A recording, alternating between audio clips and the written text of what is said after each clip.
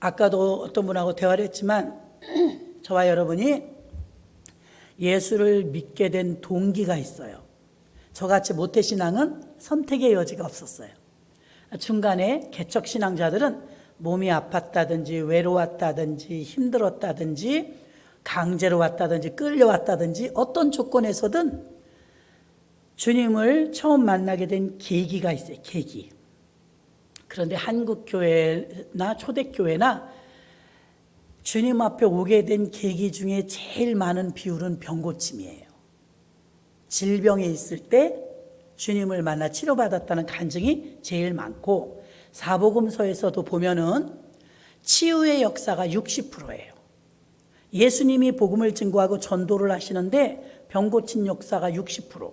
그러면 예수님이 그 비중으로 봤을 때 60%가 병 고침의 기적을 체험했기 때문에 예수를 믿게 됐다면, 여러분들 중에서도 간증 굉장히 많잖아요. 질병과 관계된 간증은 굉장히 많아요. 그러니까 지금도 주님을 만나게 되는 매개체가 60%가 질병 때문이에요. 병 때문에 주님을 만났다는 것입니다. 어떤 사람은 병 때문에 주님을 만나서 예수 믿다가 병들은 것이 치료받고 이런 간증이 넘쳐야 되는데 그러지 못하는 경우도 있죠. 12의 혈루증을 앓았던 이 여인도 병원을 다 다녀서 12년을 다녔다잖아요. 이제 병원비도 없대요. 더 이상 가볼 병원도 없대요. 그때 주님을 만났어요. 그런데 그때 예수님을 만날 때 사람이 너무 많아서 몰래 가서 옷자락을 잡았거든요. 사람이 많았어요. 근데 성경 어디를 찾아봐도 그 사건 속에서 그 여자 하나만 치료받았어요. 사람이 인산인해였기 때문에 간신히 옷자락을 잡은 거예요. 1대1로 만난 게 아니에요. 많은 사람 가운데 12의 혈루증 환자 그 여자만 치료받았다고요. 그러니까 우리가 어느 날 은혜 받고 어느 날 치료받을지는 몰라요. 왜 그러냐? 미문가에 앉아 있었던 안진뱅이도 그날 치료받았지만 그날 처음 간 게 아니에요. 늘 거기다 자연스럽게 놓는 거지였어요. 근데 그날 치료받았어요. 그러므로 여러분들이 믿음을 가지고 기도하시기를 주의 이름으로 축원합니다. 주님의 은혜의 눈이 돌다가 내게 딱 꽂혀야 돼요. 그럼 주님이 불쌍히 여기시고 성령으로 덮어주면, 아니 처녀였던 마리아가 아들 예수를 낳는데 그게 사람의 힘으로 가능합니까? 성령의 힘으로 덮었기 때문에 가능한 것입니다. 똑같습니다. 아니 완전히 그 처녀였던 동정녀의 몸도 덮으니까 아기가 생겼는데, 암덩어리든 질병이든 어떤 병이든 성령이 덮으면 반대로 치료도 된다는 것입니다. 그러니 하나님을 믿고 의지하시기를 바랍니다. 교회 오고 기도하고 주의 종들을 만나고 이렇게 믿음의 동역자를 만나서 믿음이 자꾸 시들어지면 안 돼요. 들을 때마다 말할 때마다 구역 예배 들을 때마다 오히려 믿음의 도전을 받고 나도 할 수 있겠다. 아멘. 아무개도 치료받았다는데 나도 되겠다. 할렐루야. 여러분 바디메오도 마찬가지. 다윗의 자손 예수여 나를 불쌍히 여기소서 했을 때 그날 처음 만난 거예요. 근데 너무 잘 알죠? 다윗의 자손 예수여. 이름도 알잖아요. 족보도 알잖아요. 어떻게 알았을까요? 우리 전도부를 만났나 봐요. 이름도 없이 빛도 없이 누군가 전하는 복음을 듣고 그는 믿음이 생긴 거예요. 그러니 여러분 구역장을 만날 때, 권사를 만날 때, 목사를 만날 때, 전도사를 만날 때 그 사람 만나면 만날수록 자꾸 믿음이 시들어진다면 문제가 있는 만남이에요. 장로님을 만나든 목사님을 만나든 권사님을 만나든 내가 그분하고 대화하고 나면 용기가 나고 힘이 나고 불가능한 것을 가능하게 되겠다는 생각을 하게끔 우리들이 해야 될 줄로 믿습니다. 그래야 바디메오가 나와요. 우리가 불신앙을 전해줘봐요. 바디메오가 예수님을 부르려고 하다가 에이 부르면 뭐해, 사람들 앞에 나 망신만 당하지. 그러면 아무것도 못해요. 망신을 당하고 욕을 먹고 손가락질 당했지만 다윗의 자손 예수야 제자들이 제지했어요. 시끄러. 그런데 성경은 무려 더욱 소리질러 가로되. 아멘. 더욱 소리질렀다는 것은요 확신이 있었다는 거예요. 지금 예수 놓치면 난 안 된다. 여러분 응답받는 사람은 모두 절대성이 있어요. 되면 좋고 안 되면 말죠. 그런 사람이 응답받은 적은 없어요. 여러분 목사님 뭐 되면 좋고 안 돼도 할 수 없죠. 뭐 이게 맡기는 건 좋아요. 하나님께 맡기는 건 좋은데 그렇게 확신이 없는 가운데 기도하는 것보단 하나님은 하실 수 있어. 할렐루야. 수많은 병자들을 고치셨어. 성경의 사복음서의 60%가 병자가 치유된 사건이래. 여러분들 중에서도 병 때문에 주님 앞에 가까이 나오고 살려주신 은혜가 감사해서 예수 잘 믿게 된 분이 허다하거든요. 아멘. 그런데 병 고쳐주러 오신 건 아니에요. 그렇게 많은 일 중에 우리가 주님을 만나는 사건 중에 질병 치료가 그렇게 많아 60%. 그런데도 병 고쳐주러 오신 분은 아니라 이거예요. 가끔 선한 의도를 가질 때가 있어요. 이분에게 내가 물질적인 투자를 하든 저는 뭐 작정을 하고 한 건 아니었는데 예전에 전도하려고 동네 애기 엄마가 임신을 했어요. 산후조리 해줬어. 나도 새댁인데 왜 산후조리 해줬냐면 전도 좀 해보려고.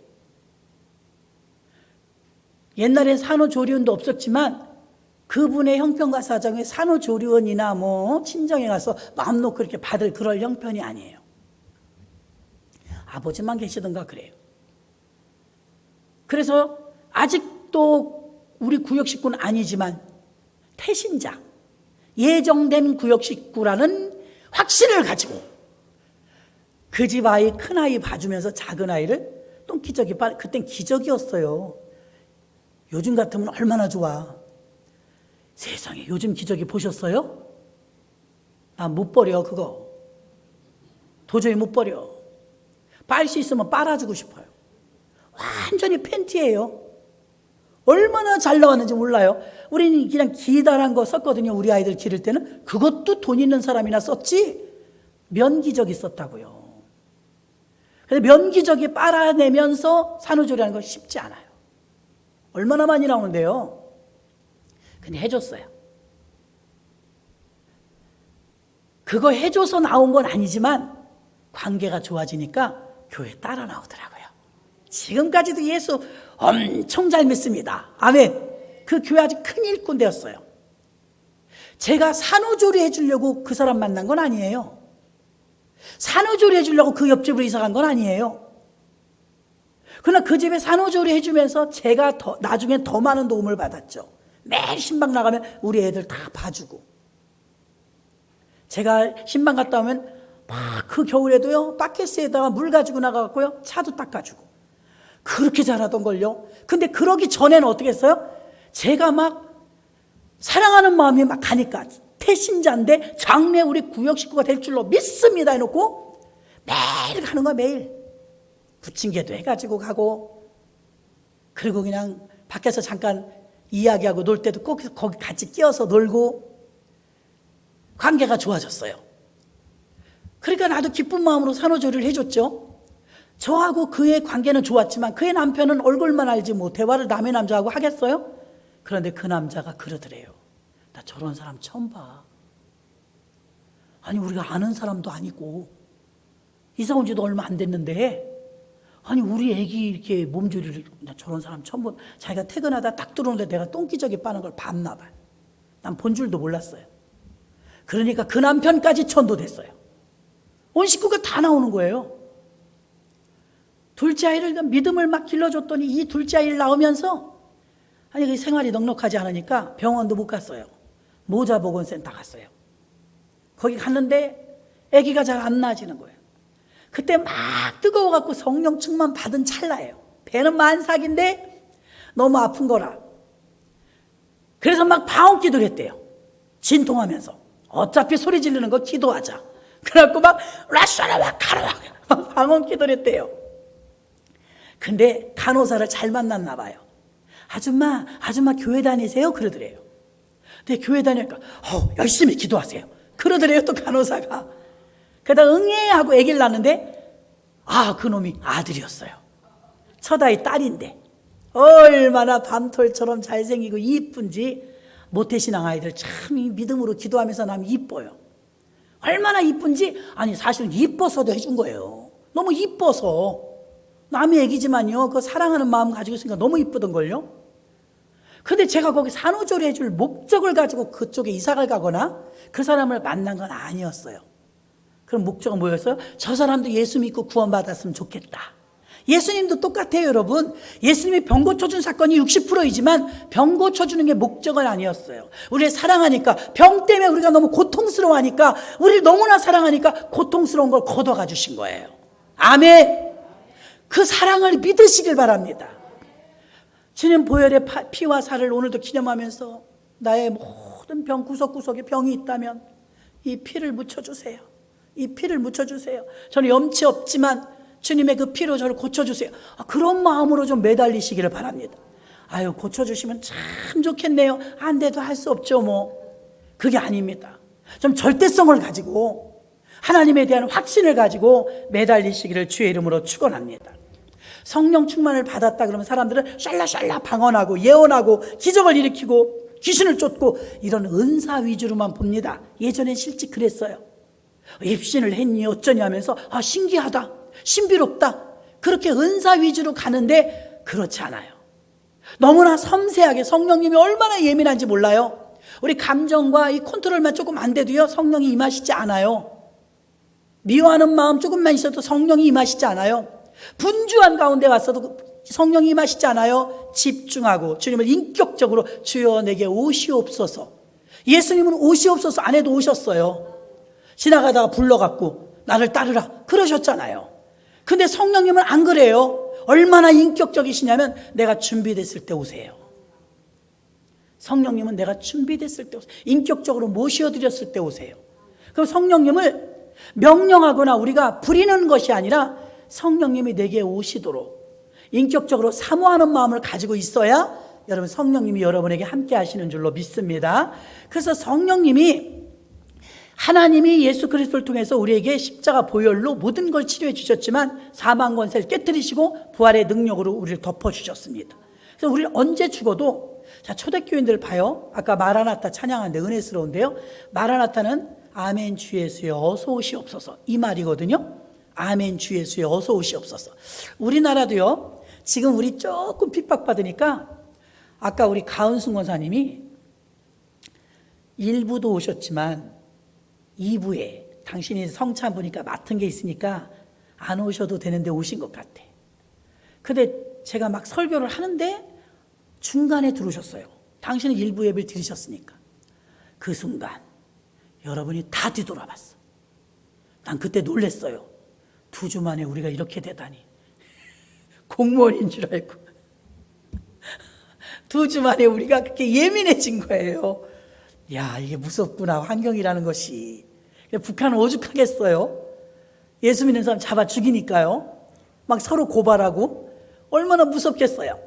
놀라운 것은 우리 한국 기독교 130년 동안요 주기철 목사님이나 손양원 목사님 같이 이런 훌륭하신 분들이 우리 복음의 1세대, 한국교회 1세대, 한국교회 1세대 목사님들은 언제나 하늘을 쳐다보며 기도했어요.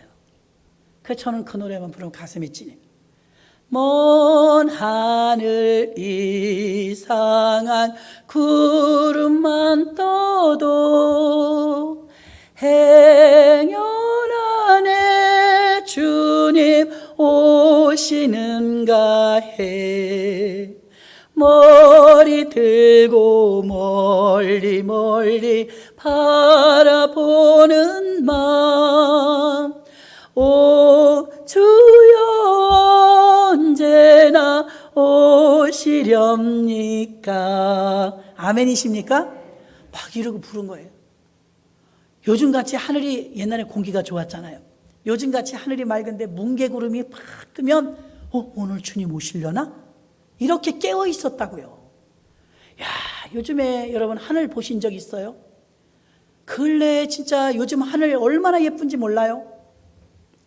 공기가 탁하고 황사 때문에 난리를 칠 때 그런 하늘이 어디가 있어요? 코로나 때문에 공기는 좋아졌어요. 우리가 조금 고통과 어려움을 겪으면 사람은 본능적으로 위를 봐요. 위를. 힘들수록 위를 봐요. 북한의 지하교회 걸리면 죽어요. 아니 지금 우리는 잡아가지 않는데도 얼마나 겁을 내나 몰라요. 죽이나요? 그러지 않는데도 우리 너무 힘들어 하거든요. 적응이 안 돼서. 그런데 북한은 죽여요. 아우지탄광 가요. 그런데도 교회를 가요. 그래도 예수를 믿어요. 아니 거기 예배 시간이 맨날 바뀌어요. 장소도 맨날 바뀌어요. 기밀 유지를 위해서. 로마 때도 그랬어요. 로마 때도 기독교인들이 얼마나 박해받았어요? 익투스 물고기 문양 그걸 가리키는 쪽에서 예배 드리는 거예요. 그 매일 바뀌어요. 예배 장소가. 시간이 교회가. 그러면 굴 속에 들어가서 산 속에 들어가서 막 예배를 드려요. 목숨이 위태로운데도. 그러니까 고통 중에 그들은 어디를 바라봐요? 하늘을 바라봐요. 기대할 데가 없어요. 기댈 데가 없어요. 그 하나님만 바라보면서 아멘 주 예수여 어서 오시옵소서. 소망이 딱 그거 하나예요. 얼른 끝났으면 좋겠다. 너무 사는 게 힘들다. 예수 믿는 사람 자살할 수는 없고 주님 어서 오세요. 내가 오늘이라도 환영합니다. 그렇게 깨어 있었던 거예요. 근데 야곱이 베델로 올라가기 전에 그 엄청난 사건 사고가 일어나죠. 자기 딸 다말이 성폭행을 당해요. 어떻게 기도하는 집에 어떻게 예수 하나님 믿는 집에 그런 일이 있을 수가 있어요? 근데 성경은 분명히 말합니다. 그가 고통 중에 딸랑 하나 있는데 13날 중에 낳는데 12이 아들이고 딸 그거 하나예요. 얼마나 예쁘겠어요. 그 딸이 세상 구경하러 나갔다가 강간당했어요. 추장 아들에게. 이건 엄청난 사건입니다. 그 야곱이 자기 아들들이 들에 양치러 갔다 돌아오자마자 이야기를 합니다. 야, 네 동생이 이렇게 성폭행을 당했다. 화가 나요, 안 나요? 오빠가 12인데 화가 나니까 교회를 팔고 신앙을 팔아서 죄를 짓죠. 야, 세겜 추장 아들이 청혼이 들어왔어요. 우리는 이방인하고 결혼하면 안 돼요. 법이 그래요. 만약에 우리하고 결혼하려면 할례를 받으세요. 할례를 받으면 결혼 허락하겠습니다. 그랬어요. 할례란 지금의 세례의식과 같아요. 사실은 할례 받는 게 목적이었어요? 아니요. 꼼짝 못하게 하고 죽이려는 게 목적이었어요. 정말 박 목사님 설교 때도 그 말씀했지만 여러분 복음, 교회, 신앙을 여러분의 개인적인 욕심으로 팔아먹지 마요. 이용하지 마요. 저는 난감한 전화 받을 때 가끔 있어요. 목사님 우리 아무개 집사 거기 있어요? 아니요, 안 오셨는데요. 교회 간다고 갔는데요. 온 적 없어요. 나 그렇게 말하지 않아요. 그러게요, 그러지? 온 적 없어요, 그러지 않아요. 제가 지금 여러분한테 하는 말이에요. 온 적 없어요. 몇 달째 안 왔어요. 근데 매일 교회 간다고 했다는 거예요. 왜 그렇게 거짓말해요? 그리고 정말 교회 성도님들이 으쌰으쌰 기도하면서 막 어려운 일을 같이 도와줬어요. 그런데 그런 거 하나도 하나님 영광을 나타내는 일은 입 꾹 다물어요. 거꾸로 말해요. 예를 들어서 교회에서 오늘 컵라면을 줬다. 그 집에 들어가서 와 컵라면이다. 여보 컵라면 어디서 났어? 샀지. 왜 그렇게 말해요? 그냥 얻었잖아요. 예를 드는 거예요, 여러분. 많아요. 얼마나 지혜롭지 못한지 알아요, 여러분들이? 교회와 하나님이 영광 돌리는 일은 없는 걸 만들라는 건 아니지만 좋은 일, 선한 일, 정말 은혜 받은 일은 오히려 자랑을 하고 하나님 영광을 드러내야 되는데 컵라면 교회에서 줬는데 빨리 돈 내놔. 내가 이거 1,000원에 샀는데 700원만 내. 거기다 팔아먹는 사람도 있어.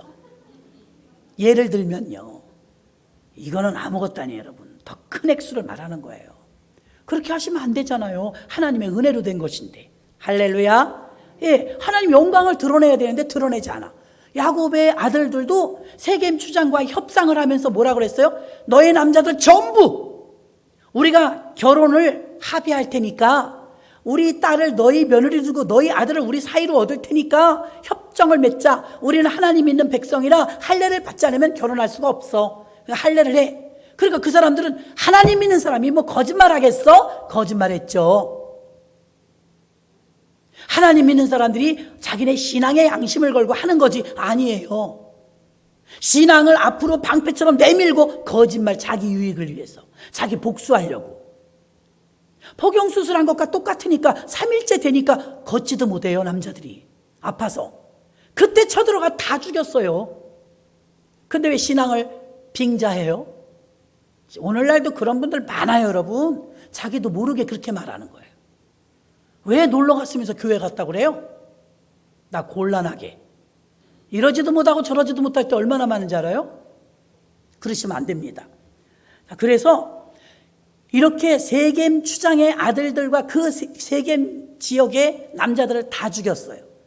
야곱이 나이가 있으니까 덜컥 겁이 나. 자식들은 젊으니까 젊은 혈기에 다 죽여버렸지만 야곱은 겁이 나. 자기네 동족들을 다 몰고 와서 연합군을 몰고 오면 우린 말살시키면 어떡하냐? 우리 아들 12 다 죽게 생겼다. 성폭행 그것도 기가 막힌데 그것보다 더 큰 일이 생긴 거예요. 잠이 안 와요. 그래서 기도하죠. 그래서 진퇴양난이라. 하나님 어쩌면 좋아요. 이러고 저러고 저러고 이래갖고 제가 두렵기가 지금 한이 없습니다. 이거 자식들 다 잡게 생겼습니다. 어쩌자고 우리 아들들이 가서 포경수술 그거 할례 받으라고 해놓고 다 죽여갖고 지금 이 전쟁이 일어나게 생겼습니다. 막 겁이 나갖고 막 기도합니다. 그때 하나님께서 유명한 야곱아 베델로 올라가라. 그 베델은 언제? 21년 전에. 자기가 약속했어. 나로 하여금 일용할 양식을 주시고 무사히 살아서 돌아오게 하시면 이곳에 내가 돌아오면서 기름을 본 곳에 베델이라 하나님의 성전을 짓겠나이다. 까맣게 잊어버린 거예요. 먹고 사느라고, 자식 낳고 사느라고 까맣게 잊어버린 거예요. 고통을 통해서 기도하다 그걸 깨달았네. 아, 내가 베델에 성전을 짓는다고 했지. 근데 왜 안 갔어요? 왜 안 갔냐면 세겜 땅에 도착했더니 땅이 너무 좋은 거예요. 이거 하나만 이번에 한 번만 더 하다 차일피일 하다가 못 간 거예요. 왜 못 갔어요? 돈이 잘 벌려서. 놓기가 아까운 거예요. 옛날에 보험회사가 그렇게 제도를 만들었더만요. 지금은 어떤지 모르겠어요.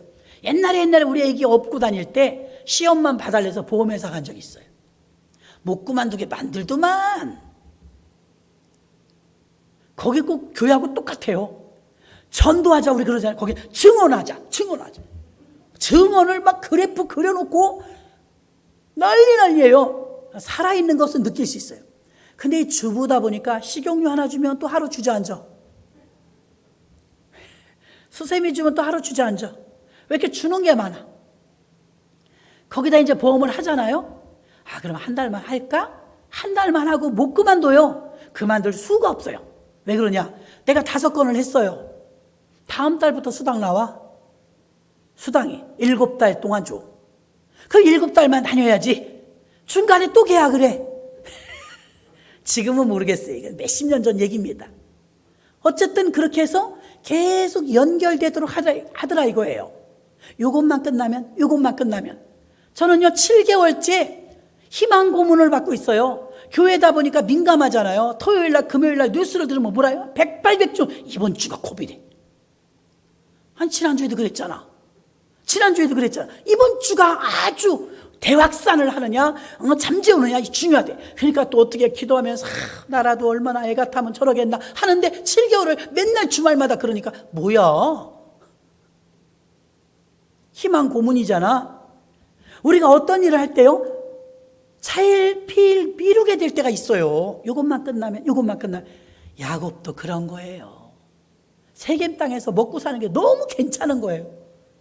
차일피일 미루다가 딸이 강간 사건을 통해서 전쟁이 일어나게 생겼어. 자식들 다 잃게 생겼으니까 어이쿠먼이나 하고 보니까 깊이 기도했죠. 기도하니까 뭐라 그래요? 약속 지키라는 거. 하나님은 너 언제 약속 지킬래?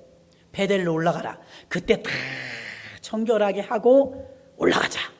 근데 하나님께서 순종하기로 작정하니까 그 주변 사람들이요 다 같이 때로 몰려들어갖고 몰매 맞아 죽을 줄 알아서 기도한 거거든요. 근데 하나님이 싹 바꿔갖고 성경에 그렇게 써있어요. 그들로 하여금 야곱의 일가를 두려워하게 만들었어요. 저 집 식구들 건들면 안 돼. 저 집 식구들 건들면 우리가 죽어. 막 이런 두려움이 생겨갖고 못 건드려서 무사히 갔다는 거 아닙니까? 할렐루야. 그래서 베델에 올라가서 약속을 지키지요. 약속을. 세겜이라는 곳이 어떤 곳이에요? 등 따숩고 배부르고 살기 좋아 띵까띵까 절대로 하늘 못 바라봅니다. 그런 부요와 풍성 속에 젖어 있는 사람이 마라나타 안 해요. 못 해요. 차일피일 미루면서 1년 있다 오세요. 2년 있다 오세요. 그럽니다. 그런데 막 압박을 받으면서 예배드리는 박해를 받으면서 막 몸의 질병을 통해서 고통을 겪고 환난을 받으면 주님 어서 오세요. 저절로 돼요. 저절로. 그래서 우리 선진들도 하늘을 쳐다보면서 그렇게 노래한 거예요. 먼 하늘에 이상한 구름만 떠도 오늘 주님 오시려나? 매일 기다리는 거예요. 우리가 지금 해야 되는 것은 재림하실 예수를 기다리는 거예요. 기다리면서 살아야 돼요. 근데 기다리면서 살아요? 우리도 차일피일 하루하루 그냥 거기에 급급해서 살잖아요. 이 패턴이라는 것이 있잖아요.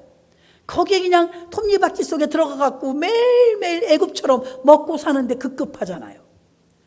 우린 그렇게 살라고 이 땅에 보내준 사람들이 아니에요. 아무리 내가 땀이 비오듯하게 일을 하는 직업을 가졌다 할지라도 나는 왜 이 일을 하느냐? 예배드리기 위해서, 하나님 믿기 위해서 열심히 일하는 거예요. 열심히 돈 버는 거예요. 헌금하고 봉사하고 헌신하고 하나님 잘 믿으려고, 하나님 영광 나타내려고 여러분들은 그렇게 예수 믿어야 될 줄로 믿습니다. 그래서 병든 자를 고쳐준 사건이 60%이지만 병 고쳐주는 게 목적이 아니라 병 고침을 통해서 그의 영혼을 건지는 게 주님의 목적이에요. 그래서 주님을 어떻게 만났든 상관은 없습니다. 주님은 우리를 구원하시기 위한 놀라운 계획을 가지고 계셨던 것이고, 우리는 그 속에 때로는 질병으로, 때로는 물질로, 때로는 마음의 상함으로 주님을 만나게 된 줄로 믿습니다. 로마서 8장 9절에 보니까 만일 너희 속에 하나님의 영이 거하시면 너희가 육신에 있지 아니하고 영에 있나니 누구든지 그리스도의 영이 없으면 그리스도의 사람이 아니니라. 아멘. 성령은 우리 가운데 함께 거하면서 육의 사람이 아니라 영적인 사람이 되게 하십니다. 성령이 오시면 영적인 사람이 됩니다. 로마서 8장 12절로 18절도 보니까 그러므로 형제들아 우리가 빚진 자로되 육신에게 져서 육신대로 살 것이 아니니 너희가 육신대로 살면 반드시 죽을 것이로되 영으로서 몸의 행실을 죽이면 살리라. 아멘. 몸의 행실의 통제를 누가 하냐면 성령님이 하세요.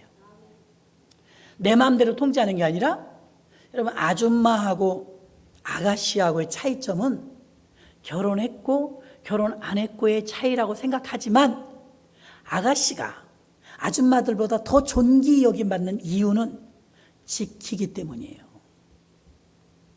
아직 처녀이기 때문이에요. 그는 순결하다고 여기기 때문이에요.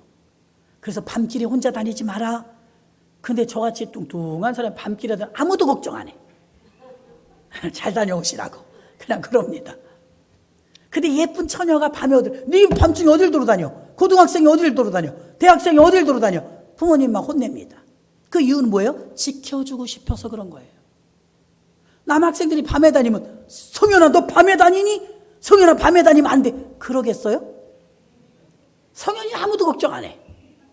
현지는 걱정해. 현지야 왜 이렇게 늦어? 안 돼 늦게 다니면. 왜? 아가씨들은 지켜줘야 되니까. 아멘. 하나님이 양을 이리 가운데 보내는 것 같아요. 우리가요. 막 안절부절이십니다.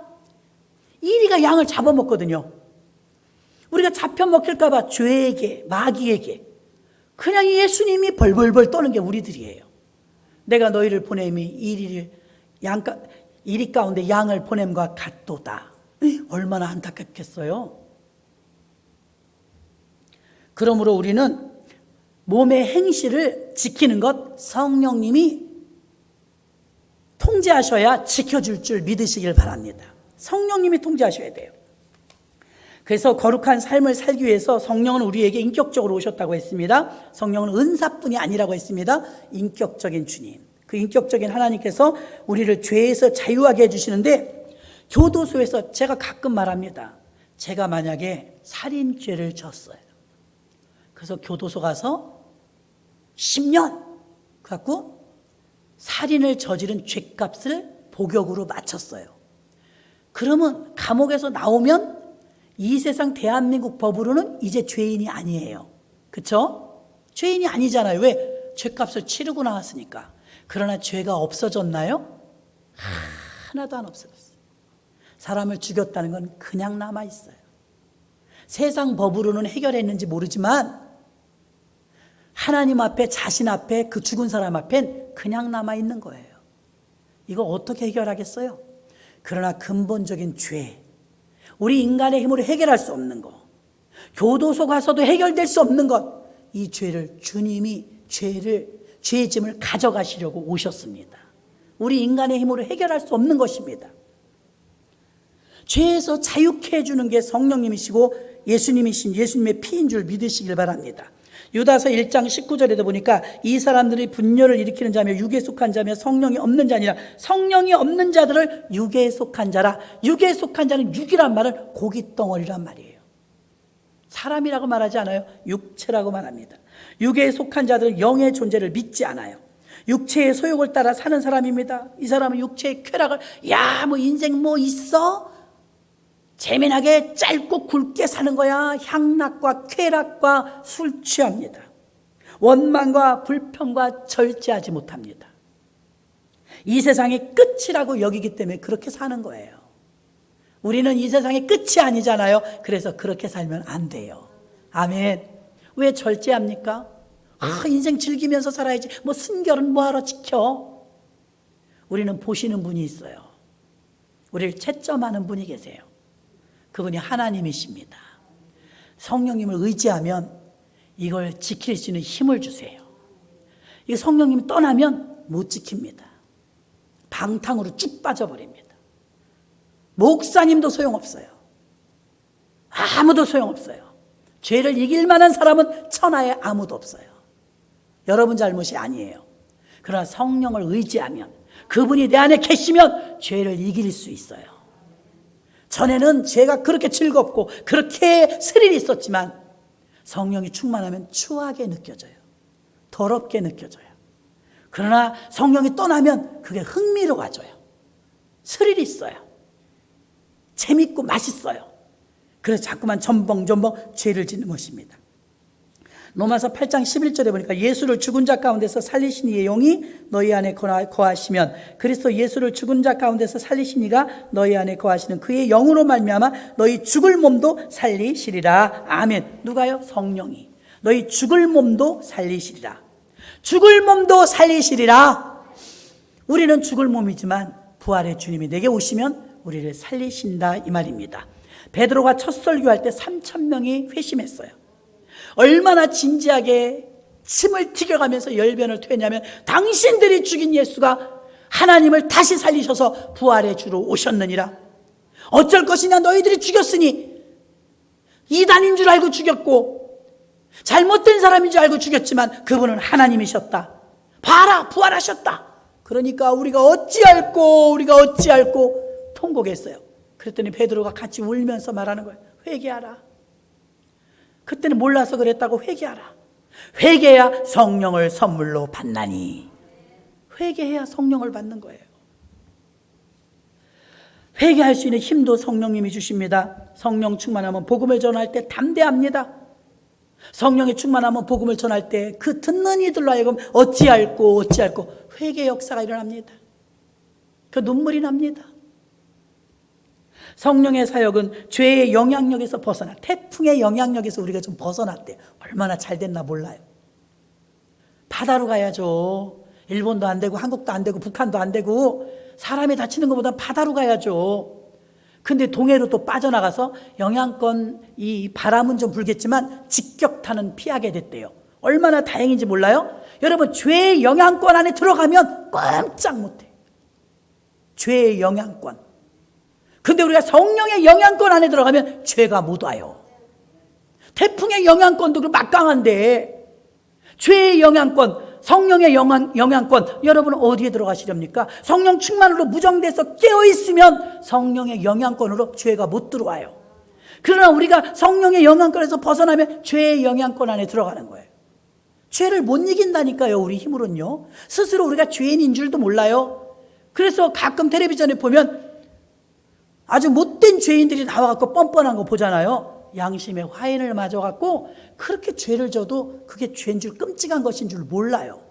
인간은 원래 타락의 존재이기 때문에 죄를 스스로 몰라요. 그러나 성령 충만하고 하나님을 만나면, 인격적으로 주님을 만나면, 예수님을 만난 베드로가 뭐라 그랬어요? 아무 말도 예수님이 안 했는데 주여 나를 떠나소서 나는 죄인이로소이다. 그분 앞에 서면 죄가 나타나는 거예요. 주님 앞에 서면 내 죄가 드러나는 거예요. 내가 죄인인지 몰랐는데 예수 앞에 서면 내가 죄인인지 드러나는 거, 조명되는 줄 믿으시기를 바랍니다. 요엘서 2장 32절에 누구든지 여호와의 이름을 부르는 자는 구원을 얻으리니 이는 나 여호와의 말대로 시온산과 예루살렘에서 피할 자가 있을 것이며 남은 자 중에 나 여호와의 부름을 받을 자가 있을 것이미로다. 누구든지 여호와의 이름을 부르는 자는 구원을 얻으리니. 아멘. 구원을 얻는데요. 성령 부어주시는 이유, 구원을 위해서입니다. 성령 부어주시는 이유, 영혼 구원할 수 있는 전도의 힘, 파워, 그걸 주시기 위해서입니다. 시들어가는 오늘 꽃이 굉장히 예쁜데요, 이게 며칠 지나면 시들겠죠? 뿌리가 있는 화초를 길러보면요, 제가 막 정신이 없었고 요새 물을 못 줬더니 다 누워버렸어. 아유, 미안해갖고 혼났어요. 그냥 누웠으면 물 주면 팔딱 일어나는 애들이 있는데 아예 가신 애들이 있어. 또 몇 개 죽였어요. 이렇게 시들었을 때 물을 주면 팔딱 일어나요. 한 30분만 되면 일어나요. 영은 성령이 우리에게 그대로 임하시면 똑같은 나인데, 똑같은 아무개인데 기운이 벌떡 나요. 아멘. 그래갖고 내 힘이 아니에요. 베드로가 그렇게 겁쟁이였는데 나중에는 막 담대하게 복음을 증거하는 건 똑같은 베드로예요. 학벌이 달라진 것도 아니고 가문과 혈통이 달라진 것도 아니에요. 그런데 성령이 함께 하셨죠. 성령의 영향권 안에 들어간 거예요. 그러니까 담대한 거죠. 저는 부러운 사람이 바울처럼 베드로처럼 성령의 영향권 안에 가까이. 그 태풍도 눈이 있더만요. 태풍의 눈 근처는 끝내주게 바람 세고 비 세죠. 그런데 끝으로 갈수록 약해지겠죠. 성령도 그런 것 같아요. 성령의 그 중앙 집중식으로 막 들어가는 사람이 있는가 하면 겉도는 사람이 있어. 헐러리 이렇게 겉도는 사람은 교회는 다니기는 다니는데 당최 편하질 않아. 성령의 영향권 저 밖에서 들러리 서고 있는 거예요. 저는 신학교 들어갔을 때 엘리사의 선지생도가 100명이었어요. 또 엘리야의 제자 중에서는 선지생도가 50명이었어요. 근데 엘리야가 해리 바람을 타고 승천하잖아요. 끝까지 쫓아간 사람이 누구냐면 엘리사예요. 그때 당시에 신학생 50명이었어요. 근데 딸랑 1명 쓰임 받아요. 1명, 엘리사. 49명은 들러리였었던 것입니다. 그래서 그 말씀을 읽으면서 하나님, 난 들러리는 싫어요. 하나님, 나는 그 1명이 되고 싶어요. 그 1명. 그렇다고 제가 이기주의로 우리 신학교에 100명인데 99명은 그냥 들러리에 그런 뜻이 아니에요. 우리 100명 모두가 전부 엘리사가 되게 해주세요. 그렇게 기도했어요. 나 그렇게 얍삽하지 않아요. 내가 나만 쓰임받게 해달랐다고 그런 기도가 아니라, 들러리가 아니라 하나님, 우리 신학교에 온 우리 학생들은 전부가 다 들러리가 하나도 없게 해주시고 모두가 다 엘리사가 되게 해주옵소서. 그렇게 기도했다 이 말입니다. 그 마음 지금도 변하지 않아요. 그러려면 그냥 태풍의 그 눈 가운데 들어가듯이 성령 안에 계속 진입해야 돼요. 멀리서 그냥 해보세요. 이게 아니에요, 여러분. 가까이 가는 자, 나를 사랑하는 자를 나의 사랑을 입으며 나를 간절히 찾는 자가 나를 만날 것이니라. 가만히 있고 고개 숙이고 절대 하나님의 역사를 체험하기 힘듭니다. 참된 자유는요, 두려움이 없어져요. 성령과 동행하는 사람의 삶의 증거는 두려움이 없어요. 여러분이 혹시 하나님 믿는데도, 교회 다니는데도 두렵다, 죄송하지만요, 성령과 함께하는 거 지금 아닙니다.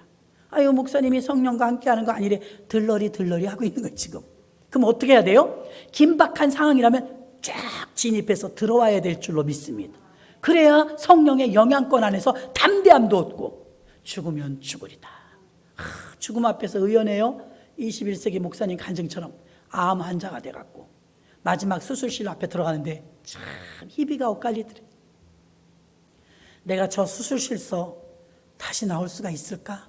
암 말기인데 어떻게 될까? 위암 말기 환자가 별 생각은 안 나겠어요? 근데 딱 그 앞에서 그렇게 기도했대. 하나님, 하나님이냐 사람이냐.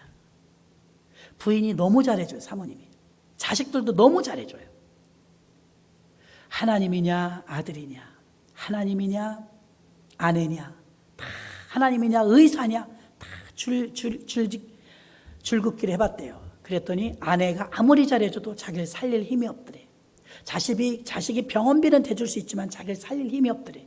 의사도 수술할 수 있는 최고의 권위 있는 의사를 불렀다 할지라도 생명은 하나님께 있는 걸 알겠더래. 그래서 답이 나옵니다. 죽음 앞에 오니까 하나님입니다. 살리시면 복음을 전해 목숨을 걸 것이고 죽이시면 천국 가겠습니다. 주님 준비됐습니다 하고 들어갔는데 여태 살아계시잖아요. 할렐루야. 하나님을 잡은 거예요. 여러분도 하나님을 잡으시기 바랍니다. 어떤 분은 몸이 아프면 더 자식을 붙잡아, 더 의사를 붙잡아, 더 약을 붙잡아. 그거 다 만드신 하나님을 붙잡아야 돼요. 얼마나 힘들겠어요. 그 상황 속에서 어렵지만 그렇게 해야 됩니다. 그래서 성령의 이 영역 안에 들어가면 담대함이 와요. 무서움이 없어요. 겁이 없어요. 왜? 죽으면 천국이니까. 그냥 언제나 주님이 오셔도 갈 준비를 하고 있는 건 좋은 것입니다. 그래서 말씀에 순종하게 하고 담대하게 하는 것은 성령이 충만할 때 가능한 것이고, 마지막으로는 셋째는 성령님은 우리를 죄에서 구원케 해주는 것뿐만이 아니라 말씀에 순종하게 하고 예수님을 닮게 하는 줄로 믿습니다. 예수님은 우리가 전부 예수님 닮기를 원해서 작은 예수가 되기를 원해요. 여러분들이 성가대도 보면은 복사기 쓸 거예요. 복사. 그러면 오늘 사명 찬양 부르던데 사명 그러면 사명 20명이 20개 뽑아요. 그럼 원래 하나였어요. 그럼 보는 사람이 다 똑같아. 예수님도 그렇게 만들고 싶은 거예요. 우리 먹었잖아요. 예수님의 피와 살을. 그럼 예수님 우리 앉은 자리가 예수님 이렇게 되기를 원하시는 거예요. 당치 안 나와. 예수 닮은 모습이 안 나와? 그럼 어떻게 된 거예요? 잘못 먹고 있는 거예요. 그래서 우리는 작은 예수가 되어야 될 사명, 또 그렇게 되기를 원하시는 줄 믿습니다. 에베소서 5장 1절, 그러므로 사랑받는 자녀같이 너희는 하나님을 본받는 자가 되고, 본받는다, 모방이라는 의미인데요, 말은 하지 않고 몸짓으로 표현하는 것을 마임이라고 해요. 마임, 판토마임 이런 거 맞죠? 마임의 뿌리가 되는 고대어예요. 이 마임이란 말. 그럼 이 고대어에 사랑받는 자녀와 같이 너희 하나님을 본받는 자 되고, 예수님을 본받는데 모양이 아니었어요. 마임, 말없이 행동하는 것, 움직이는 것, 예수처럼 행하라 이 말입니다. 말없이. 마임의 고대어의 뿌리래요. 마임. 그럼 이게 하나님 아버지를 믿는 우리가 예수님의 모습을, 나 예수님의 자녀예요, 예수님의 제자예요 말로 하는 게 아니라, 판토마임처럼 우리가 이렇게 포즈만 보고 눈치를 채잖아요. 그런 것처럼 말로 하는 게 아니라 행동으로 보여주는 게 작은 예수의 모습인 줄로 믿습니다. 유치원생도 보니까 훈련이 필요해요. 처음에 어린이집 보내놓으니까 아무것도 모르던 아이가 이제는 배꼽 인사를 해요. 안녕히 계세요. 처음에는 유치원 가기 전 어때요? 인사해야지, 인사하고 가야지. 할 줄도 몰라요. 근데 계속 어린이집 다니면서 선생님이 가르치겠죠? 그러니까 이제는 유치원 갈 때, 갔다 왔어, 누구 만나면, 시키면 어떻게 해요? 배꼽 인사를 꾸벅 해요. 훈련입니다. 우리가 교회 생활을 통하여서 성령의 충만함과 성령 안에서 훈련받아야 돼요. 훈련받고 그 예수의 사랑의 그 모습이 모방되어져 마임의 모습으로, 행동으로 나타나고 생각으로 나타나고 기도로 나타나야 될 줄로 믿습니다.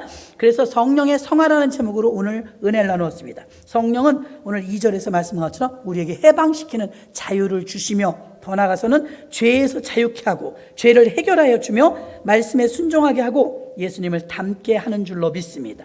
이 시간 말씀을 생각하시면서 우리도 이렇게 작은 예수가 되게 해달라고 주여 일창하시고 통성으로 기도합니다. 주여!